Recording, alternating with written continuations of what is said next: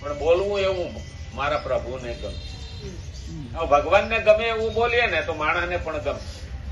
ભગવાનને ગમે એવું બોલીએ તો માણસને ગમે. કારણ કે આપણને જે વાણી પસંદ નથી એ બીજા એને વ્યવહાર કરાય નહીં, એવી વાણી બોલાય નહીં. આપણને જેવું વર્તન પસંદ નથી એવું બીજાને એને વર્તન કરાય નહીં. દિવાલમાં દડો મારીએ ને રબરનો, જેટલી તાકાતથી મારીએ ને એટલી જ તાકાતથી સામો આવવાનો, ભટકાઈ પાછો આપણા ઉપર જ આવે. એનો મતલબ એવો કે આપણે જેવું બોલ્યા છે ને એવું સાંભળવાની તૈયારી રાખે. કોકને ખવડાવી અને સાંજે હુઈ જોજો અને કોકને લાફો મારીને સાંજે હુઈ જોજો એટલે ખબર પડી જાય કે ભગવાન છે કે નહીં.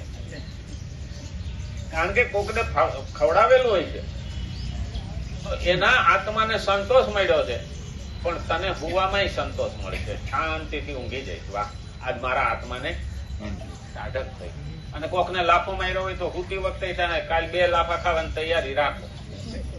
કારણ કે મારનારો હંમેશા ડરેલો હોય છે, એને બીક લાગે જ.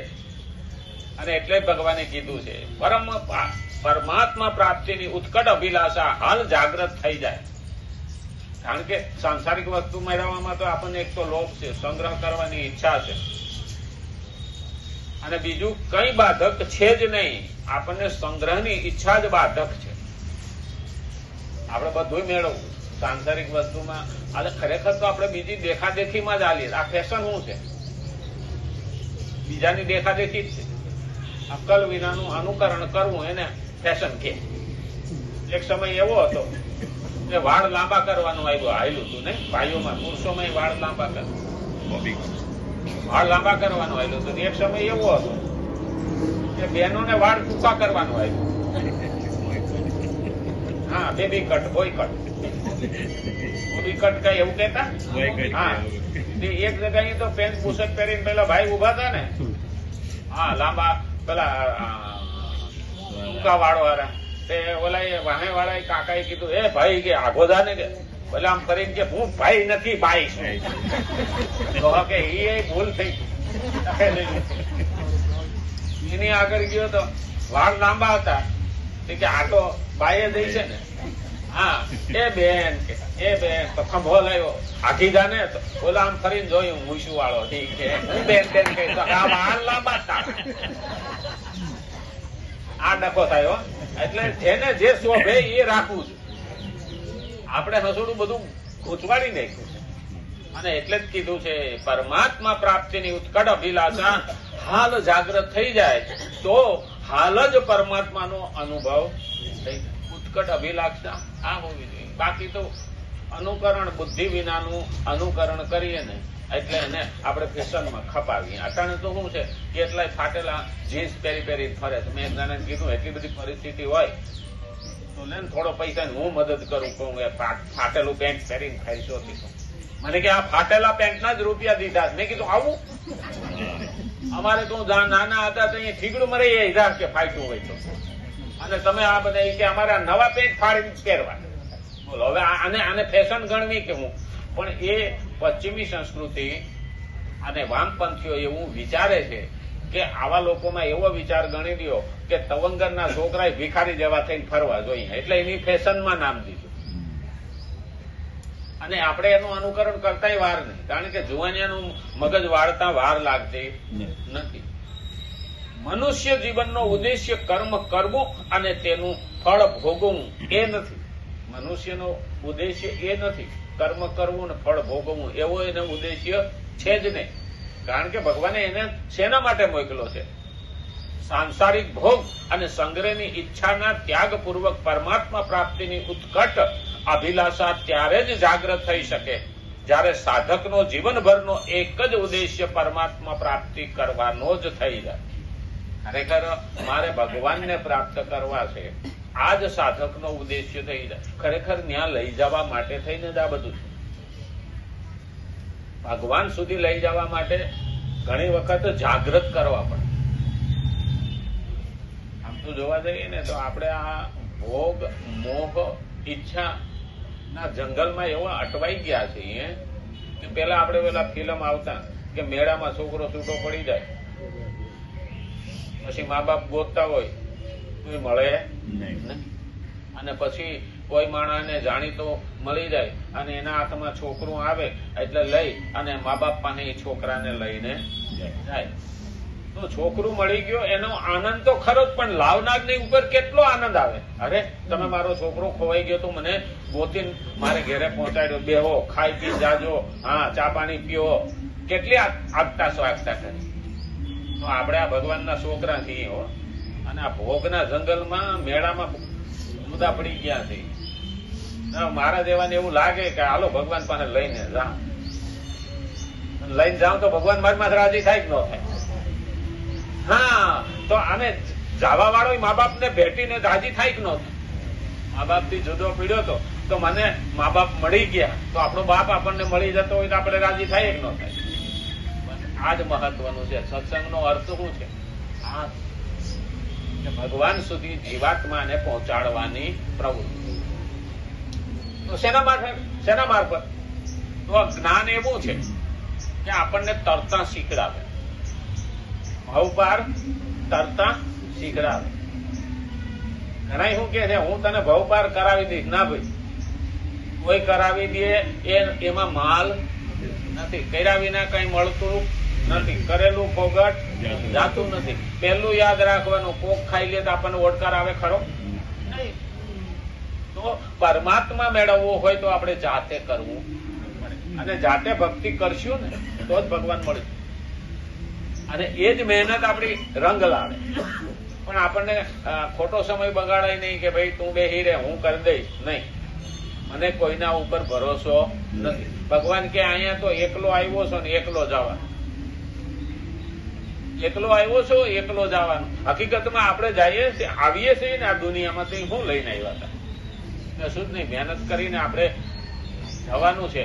અને અહીંયા જાગું ત્યારે હું લઈને જાઉં? આ તો સારું છે, ભગવાને આ વ્યવસ્થા નથી રાખી હો, નહીં તો ડખો થાય. હા, કોઈ તો બંગલા એટલા બધા કર્યા હોય ને તો ભગવાન ને કે આ બધું બાંધી લ્યો. ભગવાન કે જે અહીં કર્યું ને ભાઈ રેવા દે, મારે એવા હિસાબ કરવા વાળા માણસો કા જાજા રાખવા પડશે.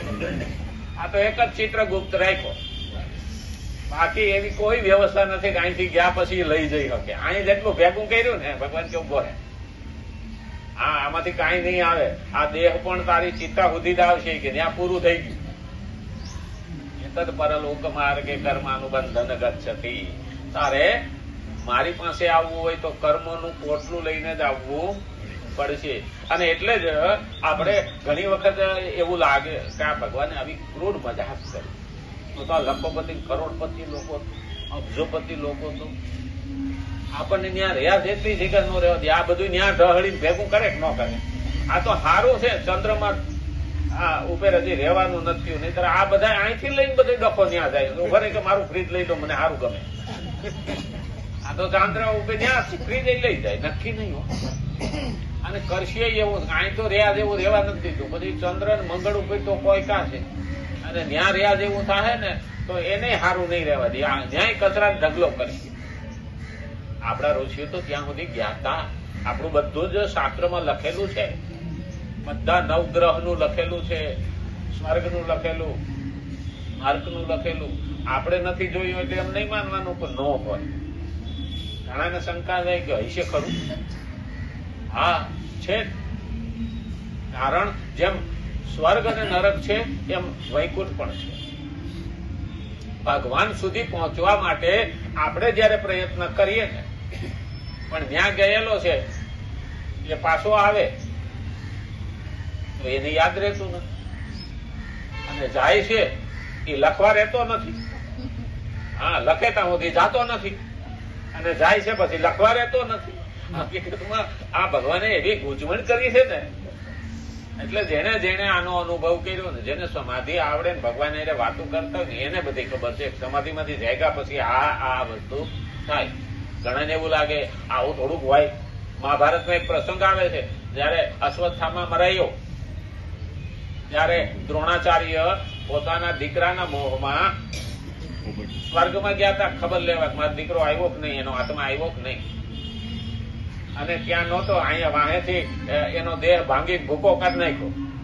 એટલે પાછા સમાધિમાંથી બેઠા થવા પાછા આવ્યા ને ત્યારે દેહ હતો નહીં, તો જીવ નાખે છે એમાં, પછી એક ટટ્ટુમાં નાખ્યું. અને એ કટું લંગડાતું મીઠું પાટા મારવા તે ભગવાન કીધું બાપજી હવે તો જનાવરમાં જીવ ગયો છે કાંઈક શર્મા, અને પછી વિદાય લીધી. આપણો જીવ એવી રીતે પાછો લાવીને આપણે કહી શકીએ નહીં. આ પેલું યાદ રાખવાનું કે આપણે ગયા પછી પાછા આવશું ત્યારે જન્મ એ માણસે કહી શકતો નથી. 6 મહિના સુધી એને ગયા જન્મની યાદી રે. જન્મે ને ત્યારે 6 મહિના સુધી એ ગયા જન્મની યાદી રે, પણ પછી ત્યારે એની પાસે જીભ હોતી નથી, ત્યારે બોલી શકતો નથી, બોલતા આવડતું નથી, એટલે આપણને કહી શકે. એટલે આપણે ઘણી વખત નહીં કહેતા છોકરું એકલું દાંત કાઢે કે ભગવાન દાંત કાઢાવે છે. મૂળ હકીકતમાં એને ગયા જન્મનું અહીંયા હાલતું હોય, પણ તેથી જીભ નથી, અને જીભ આવે તો ગયા જન્મનું ભૂલાઈ જાય. ડખો ન્યા છે. હા, આનાથી સારું જ છે. ગયા જન્મનું ભૂલી જાય છે ને એ જ સારું છે. જે પતિ પત્નીના ઝઘડા જ ન મટે. હા, એ ખબર હોય ને તો બૈરાન ખબર હોય. હા, જાને હાડા કૂતરા કે તો કે તું બાજુની ગલીમાં ગધેડી હતી કે, અને એ લાગી હવે ગયા જન્મનું કાઢીને અહીંયા લગાડે. એટલે આપણે ખરેખર યાદ નથી રહેતું ને એમાં મજા આવે. એ જલસાથી જીવી અહીં ભેગા ભાઈ આઈનું અને આઈનું નથી તોય હક નથી, તોય શીંગડા તો ભરાવતા જ હોય ન ભરાવતા. હા, આ તો કે મારા બાપા ગધાડા ડોકે હીરો બાંધ્યો કે. હા, તો ઓલો કે એના હારા હતા મારા ફૂટેલા હતા, એ તોય 70 વર્ષે ધોખા કરતા હોય. હા, એક માદી નહોતા ગયા કોર્ટમાં 75 વર્ષની ઉંમર, છૂટાછેડા લેવા ગયા. ન્યાયાધીશે જોઈ રહ્યા કે હવે આ ઉંમરે નિભાવી લો ને કે. હા, છૂટાછેડા શું કરવાના? ડોહો બોલ બહુ કરે. હા, તે કે ડોહો બોલ કરતો હોય તો તમારે બોલ કરી દેવાનું. તો કે હું બોલું તો શું બોલ કે હું કરું તો ડોહો મશીન કાઢ નાખે. હવે પછી ડોહી ગમે એટલું બોલે, ડોહાને સંભળાય ખરું. હા, એટલે આપણે પાછા શું છે, આપણી ગંધમાંથી ધડાકા જ થતા હોય. હા, એટલે પરમાત્માને પામવો છે તો અહીંનો મોહ તજવો પડે, અને અભિલાષા સંકલ્પ પાકો હોવો જોઈએ. વાસ્તવમાં પરમાત્મા પ્રાપ્તિ સિવાય મનુષ્ય જીવનનું અન્ય કોઈ પ્રયોજન છે જ નહીં. આવશ્યકતા કેવળ આ પ્રયોજન કે ઉદ્દેશ્યને ઓળખીને તેને પૂર્ણ કરવાની છે. આવશ્યકતા જરૂર શેની છે? આને પૂર્ણ કરવાની. હું ભગવાન તને મેળવીશ આવી અંદર સંકલ્પ હોવો જોઈએ. અભિલાષા હોય તો સંકલ્પ પાકો હોવો જોઈએ. ધ્રુવજી મહારાજનો સંકલ્પ પાકો હતો તો ભગવાન મળી ગયા, અને જેસલ જાડેજાનો સંકલ્પ પાકો હતો તો ભગવાન મળી ગયા. મીરાનો સંકલ્પ પાકો હતો તો ભગવાન મળી ગયા. પણ આપણે તો કેવું, અઠવાડિયું થાય એટલે તો આપણે તપાસ કરવા માંડીએ, મેં આટલા અઠવાડિયા ભક્તિ કરી એનું કઈ પરિણામ આવ્યું કે નહીં. ભગવાન કે પરિણામ જોવાની તારે જરૂર નથી, મારે મારું કર્મ કરવાનું છે, અને એવું હું કર્મ કરું મારો પ્રભુ રાજી થાય. અને એટલા માટે તો ભગવાને કીધું છે કર્મ યોગમાં ફેરે. તારે કઈ જ નથી જોઈતું, અને છતાં તું મારા માટે કર્મ કર, સંસારના માટે સંસારના હિતના માટે કર્મ કરીશ તો હું તને કર્મયોગ મારફત મળીશ. આવું ભગવાન વારંવાર અર્જુનને કે. પણ આ તો ટાઈમ થઈ ગયો ને. રામચંદ્ર ભગવાન